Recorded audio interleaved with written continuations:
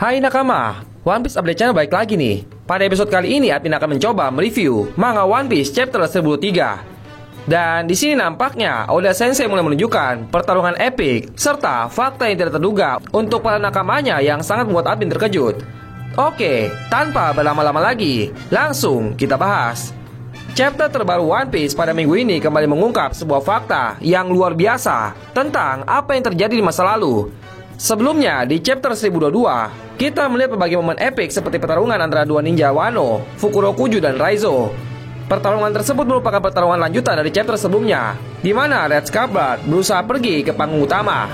Kemudian yang menarik juga adalah bagaimana chapternya memberikan petunjuk bahwa pasukan aliansi Luffy pada akhirnya berhasil melakukan Flying Six yang digadang-gadangkan mampu menghentikan serangan dari pasukan aliansi. Dan yang cukup menyita perhatian adalah bagaimana Zoro pada akhirnya kembali bangkit. Lalu, apa yang terjadi di chapter 1023? Sebelum kita lanjut, jangan lupa subscribe dulu One Piece Update Channel supaya nggak ketinggalan video-video menarik lainnya. Oke, kita mulai. Di chapter sebelumnya, kita melihat bagaimana Sanji dan Zoro melakukan serangan bersama terhadap kedua All Stars tersebut. Sekilas serangan itu terkesan mampu menaklukkan mereka berdua. Namun ternyata pada kenyataannya serangan tersebut tidak berarti apa-apa bagi mereka. Keduanya nampak baik-baik saja dan bahkan sama sekali tidak ada bekas luka. Hal ini seolah-olah menunjukkan bagaimana kualitas dari mereka berdua, sekaligus kualitas dari komandan kelompok bajak laut Yonko. Seperti halnya Marco yang tidak mudah untuk dikalahkan, atau bahkan dilukai kedua All-Stars tersebut juga sepertinya tidak mudah untuk ditaklukkan. Serangan kombinasi Zoro dan Sanji pun bahkan tidak berefek apapun terhadap mereka. Terdapat sebuah momen menarik tengah-tengah pertarungan Sanji dan Zoro serta King dan Queen. Masih berkaitan dengan chapter sebelumnya di mana Marco teringat akan rumor tentang suku misterius di Red Line saat melihat King. Di chapter ini Marco kembali teringat ucapan Whitebird tentang suku misterius yang sempat menghuni Red Line tersebut, tepatnya di Marigos. Ketika Queen bertarung melawan Sanji, dia sempat menyebutkan suku yang menjadi suku dari King. Namanya adalah Lunaria. Masih belum ada informasi lebih jelas mengenai suku Lunaria tersebut.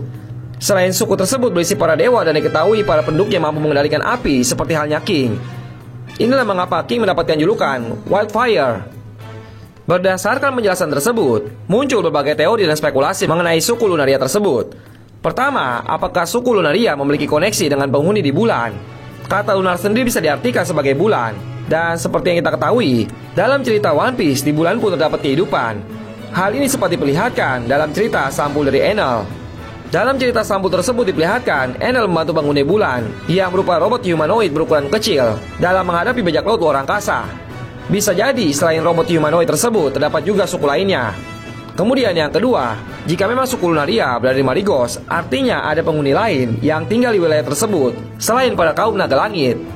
Seperti yang nakama ketahui, Marigos merupakan tanah suci yang ada di dunia One Piece. Hanya kaum naga langit dan orang-orang terpilih yang bisa tinggal di sana. Marigos merupakan sebuah wilayah yang dibangun oleh 20 kerajaan besar yang bersatu untuk menghancurkan Ancient Kingdom atau kerajaan kuno ribuan tahun yang lalu. Apakah artinya suku Lunaria merupakan salah satu suku atau kerajaan yang ikut dalam penyerangan ke kerajaan kuno? Bisa jadi. Sejauh ini, kita tidak pernah diperkenalkan kerajaan mana saja yang ikut dalam peperangan epik tersebut, kecuali kerajaan Alabasta. Di sisi yang lain, bisa jadi juga suku Lunaria merupakan sekutu dari para 20 kerajaan tersebut.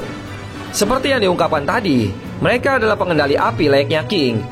Dengan kekuatan dahsyat tersebut, mereka bisa saja memanfaatkannya untuk kepentingan mereka. Dalam hal ini, suku Lunaria membantu 20 kerajaan tersebut menghancurkan kerajaan kuno. Dan sebagai bentuk terima kasih, mereka pun kemudian diizinkan untuk tinggal di Marigos. Kemungkinan terakhir adalah, suku Lunaria sebenarnya sudah ada sejak dahulu di Red Line. Mereka bahkan sudah ada sebelum Marigos dibangun. Bisa dibilang mereka adalah suku asli dari Red Line sebelum kemudian punah.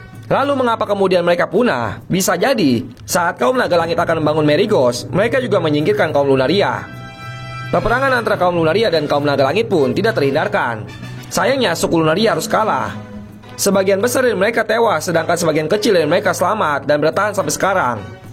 Dan King adalah salah satunya. Mungkin itu juga alasan mengapa mereka disebut sebagai suku para dewa. Karena selain mereka mampu mengendalikan api, mereka juga sudah ada sejak lama. Selain tentang suku dewa, fakta menarik lainnya yang diperlihatkan di chapter ini adalah adanya konfirmasi bahwa Zoro memang kemungkinan besar berasal dari Wano. Hal ini diketahui ketika Hyogoro meminta Kawamatsu dan para bos Yakuza lainnya untuk tidak ikut campur dalam pertarungan Sanji dan Zoro.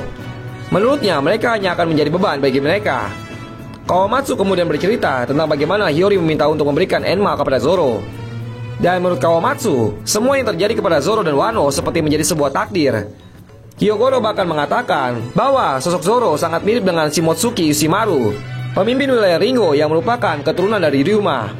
Dan yang mencengangkan adalah Hyogoro juga mengatakan bahwa Zoro sangat mirip dengan Ryuma karena keduanya sama-sama samurai bermata satu. Petunjuk lainnya adalah ketika Zoro mengajari Momonosuke berpedang, Zoro juga sempat mengajari Momo menggunakan kata Sunachi, yang bagi penduduk Wano adalah kata yang tabu. Hanya orang-orang lama yang menggunakan kata tersebut. Hal itu semakin memperkuat para fans kalau Zoro memang memiliki koneksi dengan Wano. Namun benarkah demikian? Oda Sensei akhirnya mengkonfirmasi mengenai teori dan spekulasi tersebut dalam pojok SBS 96. Seperti yang dikutip dari Library of Ohara. Dalam SBS tersebut seorang fans bertanya, apakah para karakter Shimotsuki ada kaitannya dengan desa tempat lahir Zoro? Hal ini diperkuat dengan Zoro yang mengajari Momo kata Sunachi, yang membuat semuanya akhirnya terasa masuk akal. Oda Sensei pun memberikan jawaban tentang hal itu. Menurut Oda, Shimotsuki Kozaburo adalah anggota pertama dari klan Shimotsuki. Setelah dia membuat pedang Enma dan memberikannya kepada Kosuke Oden, dia pun kemudian kabur dari wilayah Wano sekitar 55 tahun yang lalu. Namun saat peristiwa tersebut terjadi, dia tidak sendirian. Para samurai Wano lainnya pun keluar dari Wano dan berpetualang. Mereka pun tiba di wilayah East Blue dan akhirnya mereka menyebar ke wilayah tersebut. Mereka kemudian membantu warga sekitar untuk mengalahkan para bandit gunung yang sering menyerang.